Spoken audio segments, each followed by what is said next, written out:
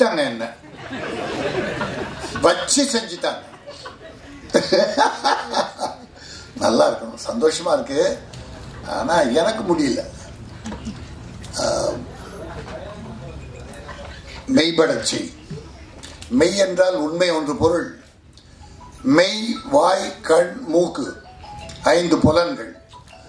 அதுல உடல் என்பதும் மெய். உடல் அதுவும். இப்படி ஒரு குழந்தையை, ஒரு பெண்ணை, தமிழ் பெண் மட்டுமல்ல உலகத்தில் இருக்க எந்த பெண்ணையுமே விருப்பம் இல்லாமல் ஒருத்தன் வற்புறுத்தி பலாத்காரம் செய்தால் அவனை மெய்யெல்லாம் செய், அங்கங்க கூறு போடு, குத்தி குத்தி கிழி. அவனை கோர்ட்டுக்கு போனா நீதிபதி லஞ்சம் கொடுத்து வெளியே வந்துருவான். ஏன்னா இப்ப நீதி பாதியாகி விட்டது. எங்குமே நீதி இல்லை. ஏழைக்கு நீதி கிடைப்பதில்லை.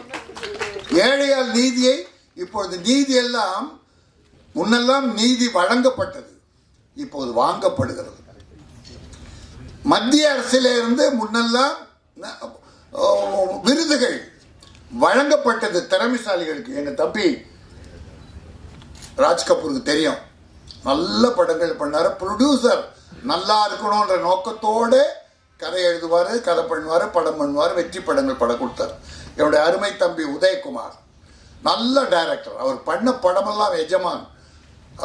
நம்ம ரஜினி சார், விஜயகாந்த் வானத்தை போலே, சின்ன கவுண்டர் வானத்தை போல யாரு? நம்ம விக்ரமன். அவரும் நம்மால் தான், நம்ம விக்ரமன்.